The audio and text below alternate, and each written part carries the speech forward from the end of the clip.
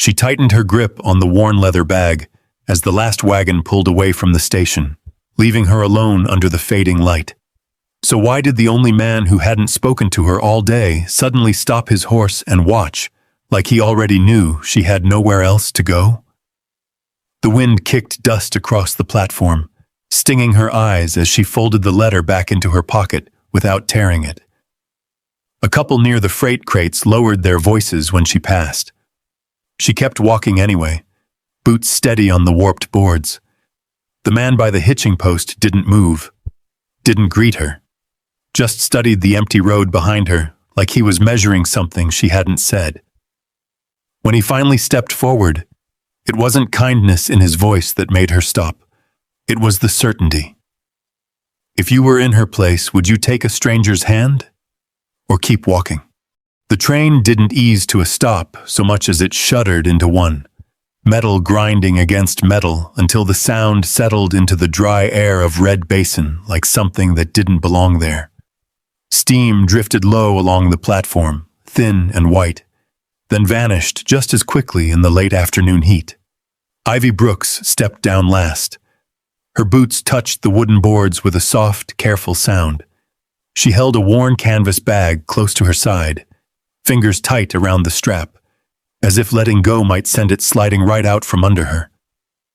The rest of the passengers had already moved on, greeted, claimed, folded into waiting arms or wagons. Their voices faded fast. No one spoke her name. She stayed where she was for a moment, scanning the length of the platform. A man in a gray coat lifted his hand to shield his eyes, then lowered it again. Another woman glanced her way, then turned her back like she'd remembered something more important. The train gave a final hiss and pulled away. Ivy didn't move. A broom scraped across the boards somewhere behind her. Slow, steady. The station master, thin, sunburned, sleeves rolled up, worked his way closer, pushing dust into a crooked line. "Ma'am," he said after a while not unkind. "You waiting on someone?" Ivy nodded once. "Yes, sir." He paused, then reached into his vest pocket. "Got something for you." He held out a folded envelope, edges already soft from being handled. "Came by yesterday." Ivy took it without speaking. The paper was lighter than she expected.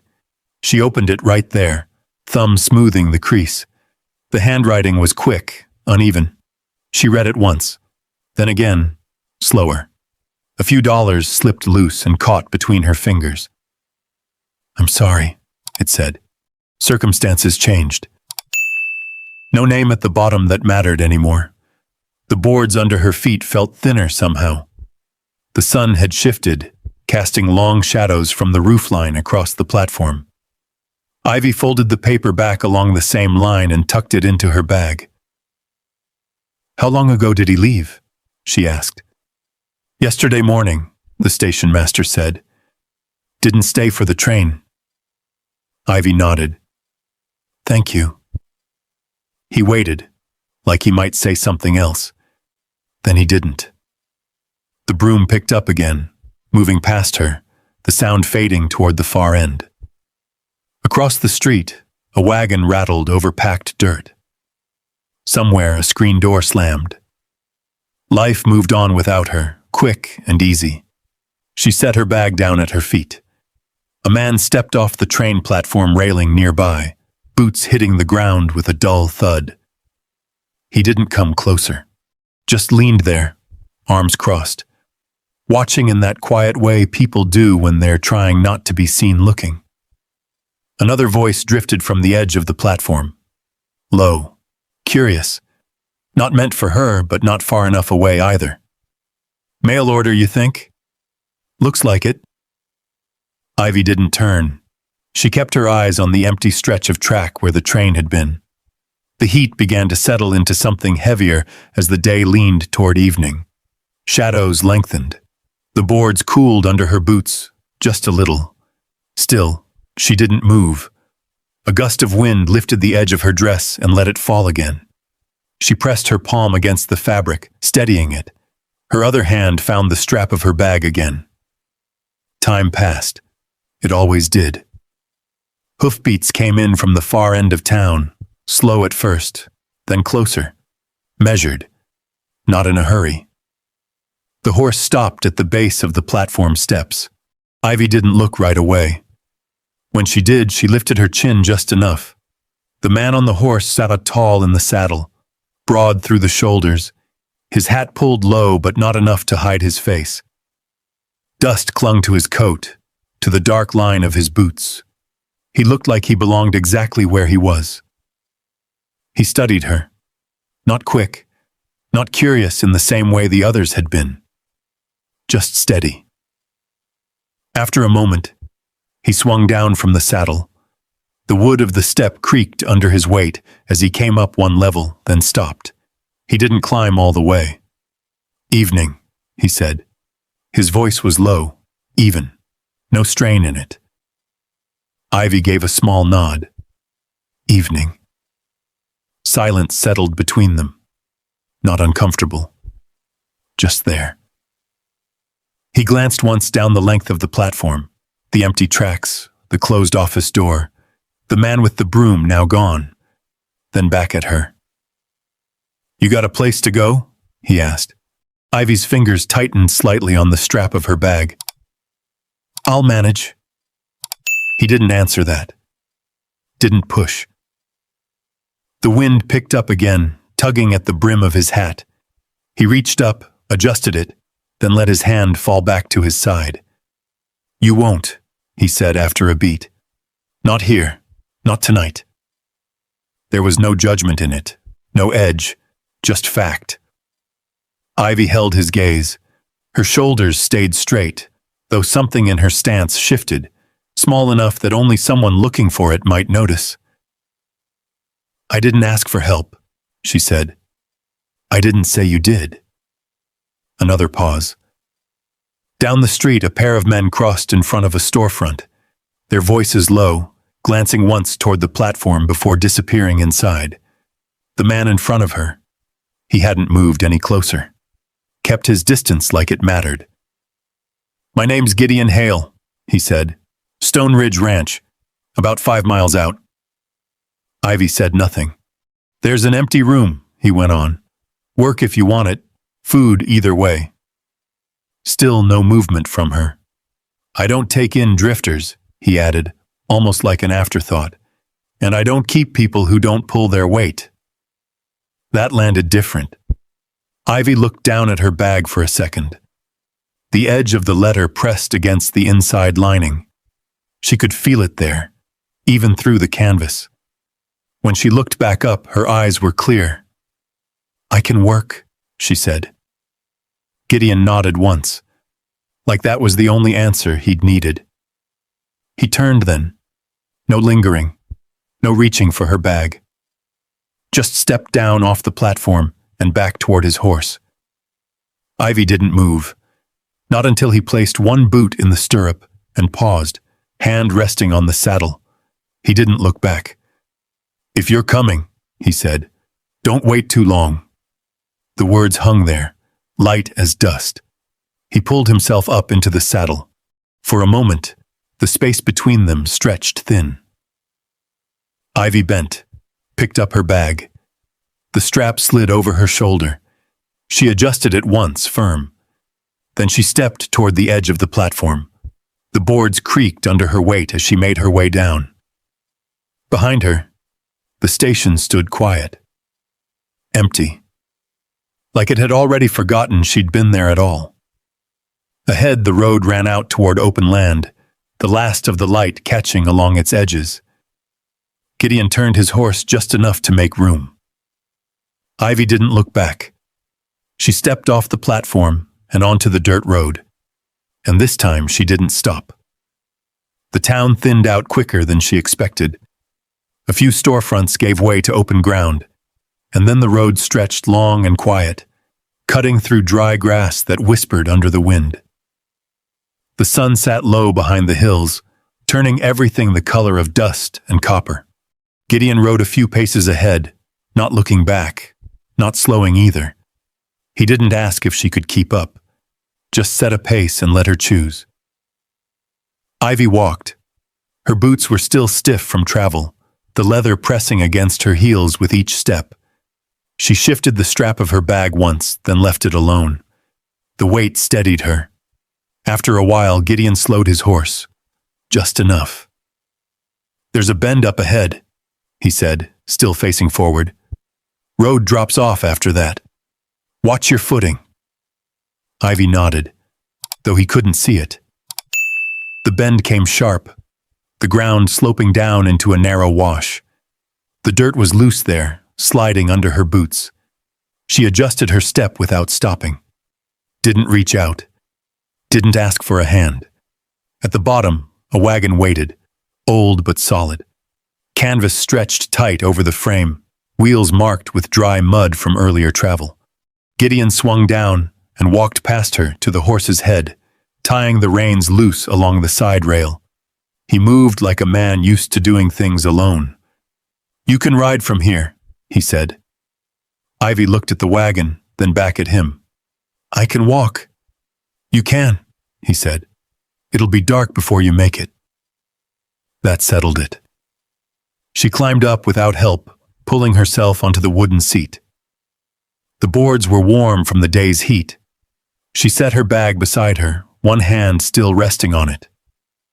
Gideon took his place at the front, gathered the reins, and gave the horse a soft click. The wagon creaked into motion. They didn't talk.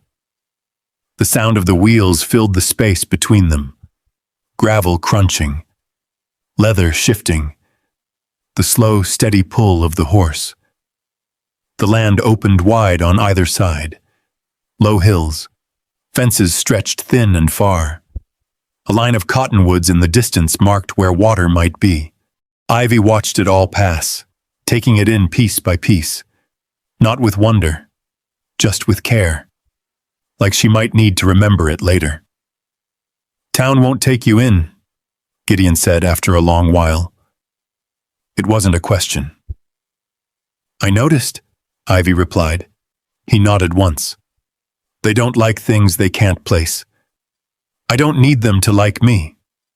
"No," he said, "but they'll still decide what to do with you." That sat between them. The wagon rolled on.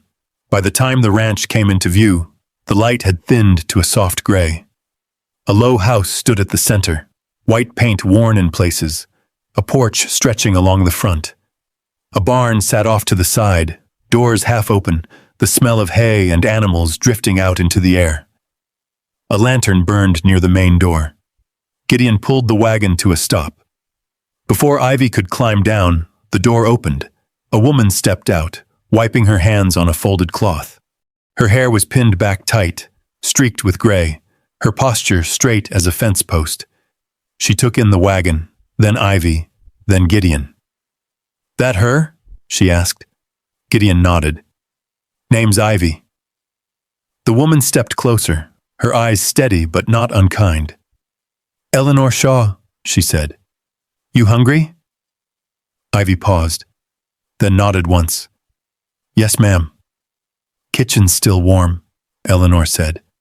"You'll eat before anything else." She turned without waiting and headed back inside. Gideon reached for Ivy's bag, then stopped himself halfway. Let his hand drop. "Room's out back," he said. "Separate door. You'll have your own space." Ivy climbed down on her own. "And the work?" she asked. "Morning," he said. "We'll talk then." He picked up a lantern from the wagon and handed it to her. Their fingers didn't touch. "Water pump's by the fence," he added. "If you need it." Ivy took the lantern. The glass was warm. "Thank you," she said. Gideon gave a short nod. Then he turned toward the barn, already pulling off his gloves as he walked. No more words. Ivy stood there for a moment, the lantern light flickering against the ground at her feet. The ranch stretched quiet around her, the sounds of evening settling in, wind through wood, a loose hinge tapping somewhere, the distant shift of cattle, not silence, just space. She followed the path around the house. The small room sat just as he'd said. A plain door, a narrow window. Inside, a bed, a table, a basin already filled halfway with water. Someone had thought ahead. Ivy set her bag down on the table. For a moment she didn't move, just stood there, listening to the faint sounds from the main house. A chair scraping, a pot being set down. Low voices she couldn't make out. Then she rolled her sleeves. By the time she stepped into the kitchen, Eleanor had already set a plate at the corner of the table. Beans, bread, a slice of salt pork. "Sit," Eleanor said, not looking up from the stove. Ivy sat. She ate slow at first, then a little faster. Eleanor watched her once, then went back to her work. "You cook?" she asked after a while. "Yes, ma'am." "We'll see," Eleanor said. That was all. Later, Ivy returned to her room with the lantern in hand. She set it down, checked the door, then sat on the edge of the bed. The mattress dipped under her weight. She reached into her bag, pulled out the folded letter, and looked at it again. Just once. Then she placed it on the table. Not torn, not thrown away, just set down. Outside, footsteps crossed the yard. Heavy, measured. Gideon, most likely, moving from barn to house. Ivy listened until the sound faded. Then she lay back, still in her clothes, staring up at the ceiling. The roof didn't feel like shelter yet, but it wasn't the platform either. And for now, that was enough. Morning came early at Stone Ridge. Not with noise, not with voices. Just light slipping through the thin curtain and landing across the floorboards in a long, pale stripe. Ivy was already awake. She sat on the edge of the bed, boots on, sleeves rolled. The basin water had gone cold overnight. She dipped her hands in anyway, rubbed the sleep from her face, then reached for the small comb in her bag. Outside, a gate creaked open, then shut. Footsteps followed, steady, crossing gravel. Gideon. She didn't look out the window. Instead, she finished tying back her hair, neat and firm, and stepped outside. The air held a chill that hadn't been there the night before, the kind that came just before the sun burned it off. Smoke curled low from the main house chimney. Somewhere beyond the barn, a horse snorted. Eleanor stood at the kitchen table when Ivy walked in, already working dough with both hands. "You're late," she said without looking up. Ivy glanced toward the window. "Sun's not up." Eleanor pressed the dough flat. "Work starts before it shows." Ivy nodded once. "Yes, ma'am." Eleanor gestured toward the counter. "Coffee's there. Bread needs slicing. Thin. Not the way you'd do it for yourself." Ivy set to work. The knife was heavier than she expected, the loaf still warm from the oven. She adjusted her grip, tested the pressure, then cut steady, each slice even as she could make it. Eleanor didn't correct her. After a while, the back door opened. Cold air slipped in first, then Gideon followed. He crossed the room without a word, dust still clinging to his coat, and set his hat on the peg by the door. His eyes passed over the table, the bread, the coffee. Then they paused on Ivy. Not long, just enough. "Morning," he said. "Morning," Ivy answered. He poured himself a cup, black, and leaned against the counter to drink it. No hurry, no talk. Eleanor wiped her hands. "She can cook," she said, nodding toward Ivy. "Or says she can." Gideon took another sip. "We'll see." Ivy didn't look up from the knife. By mid-morning, the chores found their rhythm. Water from the pump, wood stacked by the door, ash cleared from the stove. Nothing asked twice. Nothing done halfway. Ivy worked without waiting to be told the next step. She watched, noticed, moved where she was needed before anyone said so. Gideon passed through now and then, always carrying something. always heading somewhere else. Once he stopped by the back fence where Ivy was hauling a bucket from the well. "The handle sticks," he said. "I felt it," she replied. He stepped forward, pressed the metal joint with his thumb, then let go. "Don't force it. It'll snap." "I won't." He nodded once and moved on. That was all. Later, Eleanor sent her into town. "Flowers low," she said, handing over a folded list and a few coins. "Get what's written, nothing extra." Ivy took the paper, smoothed it once, then tucked it into her pocket. The road into Red Basin looked different in daylight, less empty, more watchful. Men stood outside the general store, leaning against the railing. A wagon rolled past, slow enough to notice who was walking. Ivy stepped inside the store, the bell above the door giving a short ring. The shopkeeper, a narrow man with sharp eyes, looked up. His gaze flicked over her, then dropped to the list in her hand. "Help you?" he asked. "Flour," Ivy said. "2 sacks." He nodded, turned, and reached for them without another word. Behind her, the door opened again. Boots crossed the floor. "Thought I saw you ride out this way," a voice said. "Didn't expect to see company." Ivy didn't turn. The man came closer.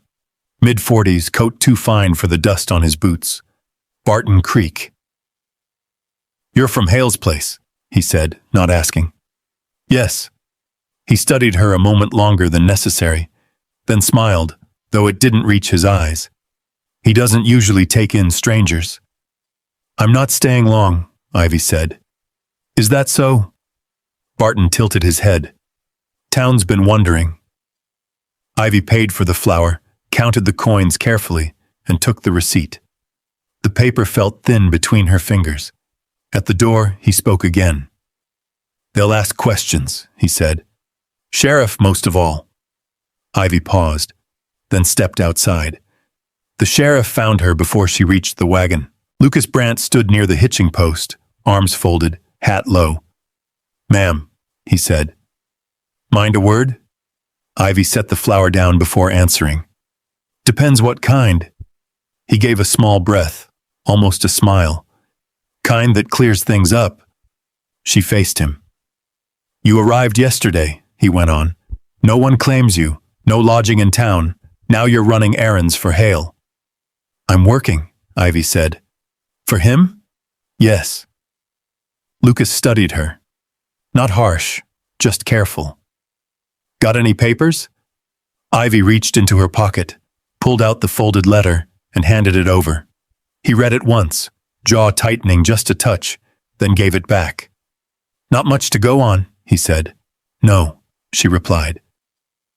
A group of men gathered a few yards off, not hiding the fact they were listening. "Bride didn't make it, huh?"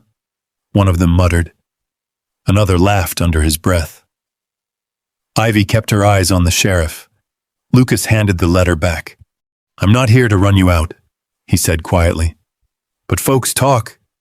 You keep to yourself, you'll have less trouble." "I don't start trouble," Ivy said. "No," he agreed, "but trouble doesn't always wait to be started." A shadow fell across the ground beside them. Gideon. He hadn't come up loud. Just there. He didn't look at the men. Didn't look at the sheriff first either. His eyes went to Ivy. "You done?" he asked. "Yes."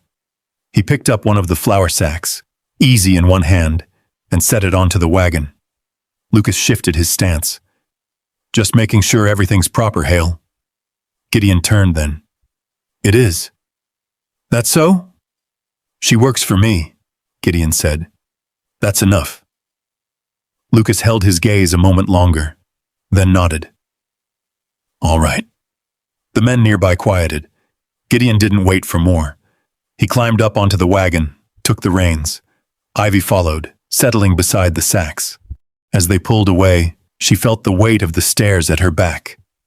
They didn't fade as quickly this time. Halfway home, Gideon spoke. "They'll keep at it," he said. "I know." "You want to leave? I won't stop you."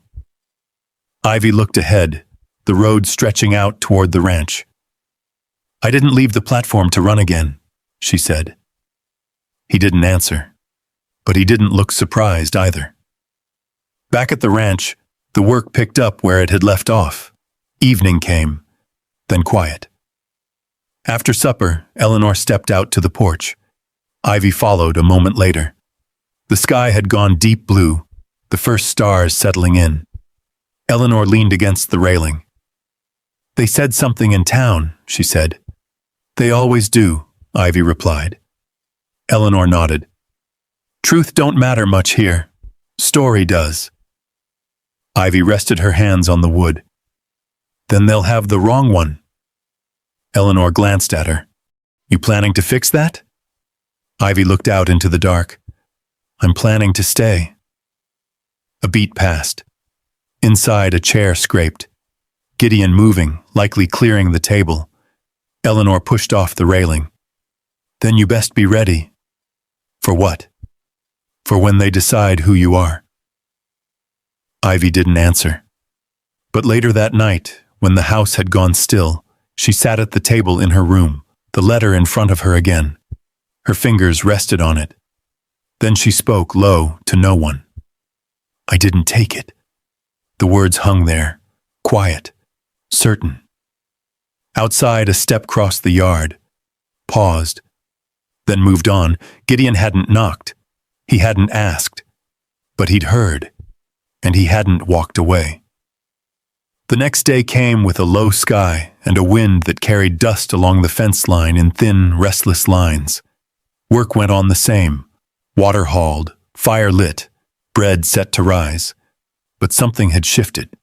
Gideon stayed longer in the kitchen that morning. Not standing idle, he fixed a loose hinge by the back door, checked the latch twice, but he didn't leave right away like before. Ivy noticed. She didn't say anything. Eleanor did. "You're in the way," she told him, not looking up from the stove. Gideon stepped aside without argument, but he didn't go far. Ivy set a plate down near him. "You'll need this," she said. He looked at it, then at her. "Didn't ask," he said. "No," she replied, "but you didn't leave either." A pause. He took the plate. That was as close to an answer as either of them gave. By afternoon, the wind picked up harder. A storm was building somewhere beyond the hills, the air turning heavy with it. Eleanor sent Ivy to check the far shed before the rain came. "The latch sticks," she said. "Same as the pump. Don't fight it." Ivy grabbed a coat from the hook and headed out. The sky had gone darker by the time she reached the shed. The door groaned when she pulled it open, the wood swollen from old weather. Inside, the smell of hay and damp earth settled thick in the air. She checked the sacks stacked against the wall, pressed one, then another. Dry enough. Thunder rolled far off. By the time she turned back, the rain had started. Not heavy yet, just sharp drops that hit the ground hard and spread quick. Halfway to the house, the wind shifted. The rain came sideways. Ivy pulled her coat tighter, head down, boots slipping once in the mud before she caught herself. A shadow moved through the gray. Gideon. He reached her without calling out, coat already soaked through at the shoulders. He didn't grab her, didn't rush her either.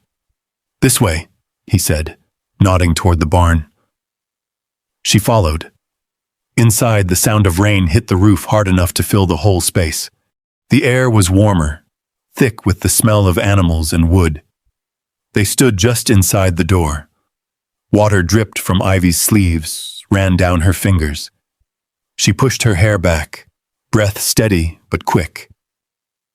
Gideon moved to a hook on the wall, pulled down a dry cloth, and handed it to her. Their hand almost touched. Didn't. "Storm'll pass," he said.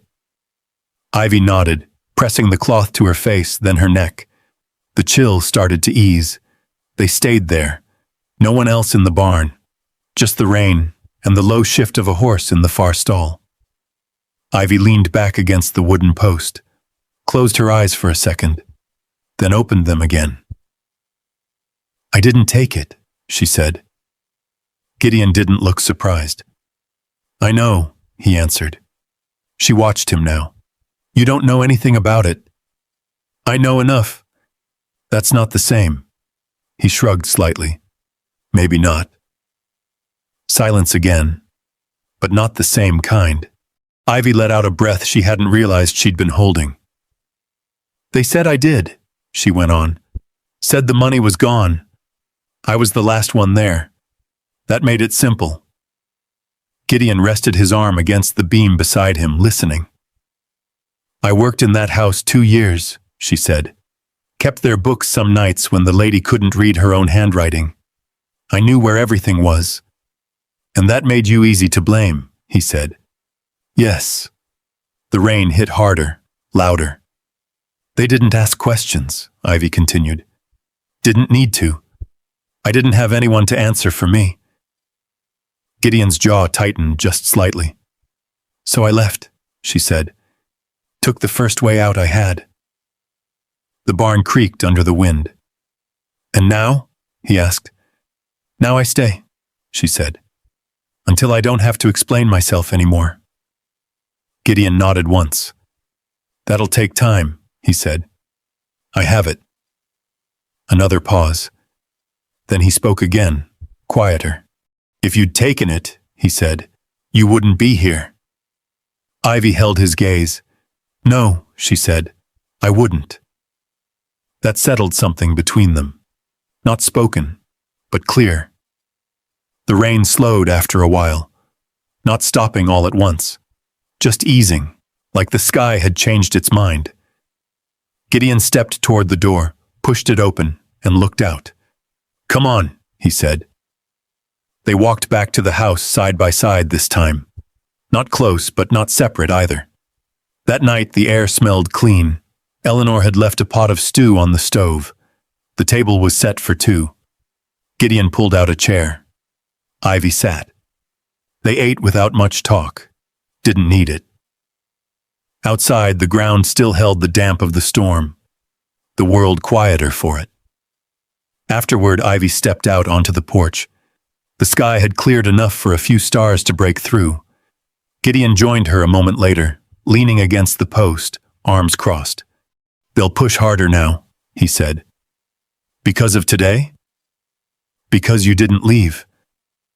Ivy looked out toward the fence line, barely visible in the dark. I'm not leaving, she said. I know.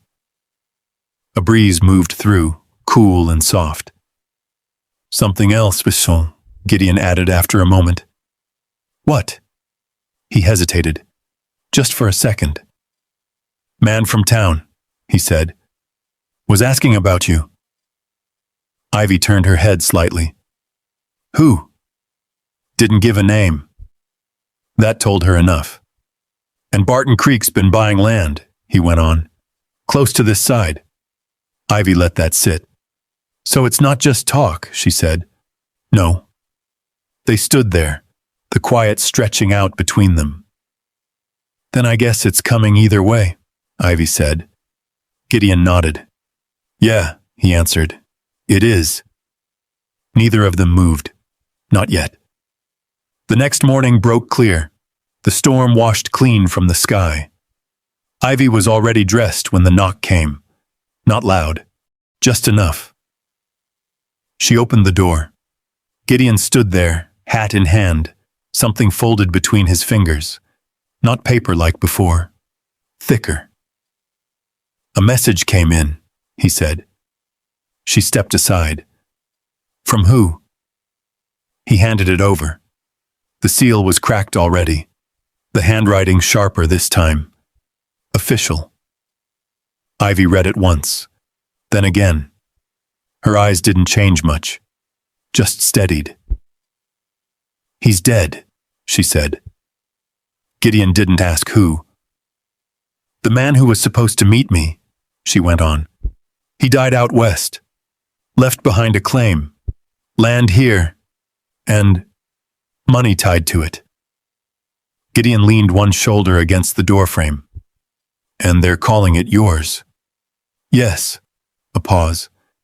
Along with everything else that comes with it, she added.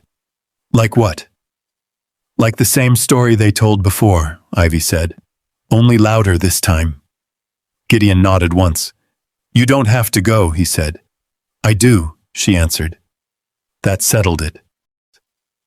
The town felt different when they rode in together. Not quieter, just tighter. Eyes followed them from the moment the wagon crossed the first stretch of packed dirt. Conversations dipped, then picked back up just a shade too loud. The sheriff was already waiting. Lucas Brandt stood outside his office, coat buttoned despite the warming day. Figured you'd come, he said. Ivy stepped down from the wagon on her own. I figured I would too. He gestured toward the door. Best we do this inside. The room smelled faintly of ink and old wood. A desk sat near the window, papers stacked in uneven piles. A ledger lay open, names written in a tight, careful hand.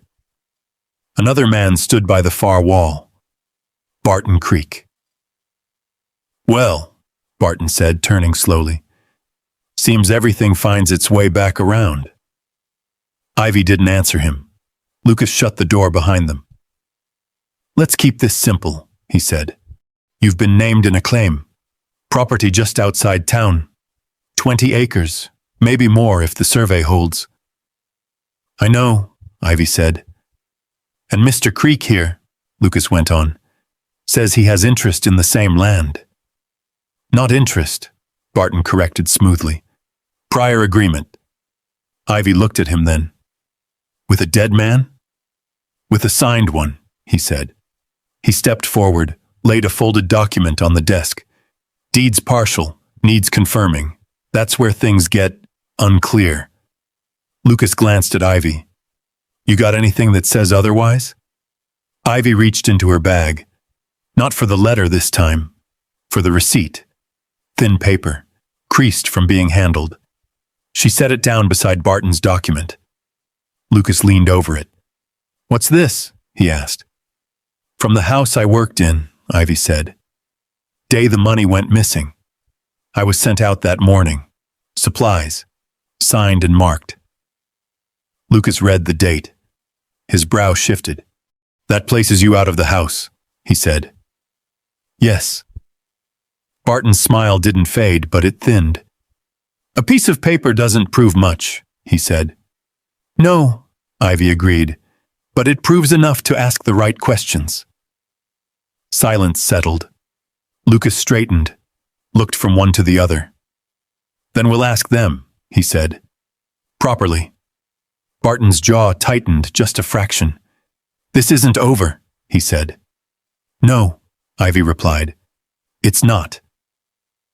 Outside, the air felt lighter, not free, but clearer. Gideon stood by the wagon, waiting. Ivy walked toward him, the receipt no longer in her hand. Well? He asked. It's mine, she said. Or it will be. He studied her face. You leaving? He asked. Ivy looked past him, out toward the road that led beyond town. A place of her own. No questions asked. No one to answer to. She could see it clear as anything. Then she looked back at him. Not today, she said. He nodded once. Didn't smile. But something in his shoulders eased.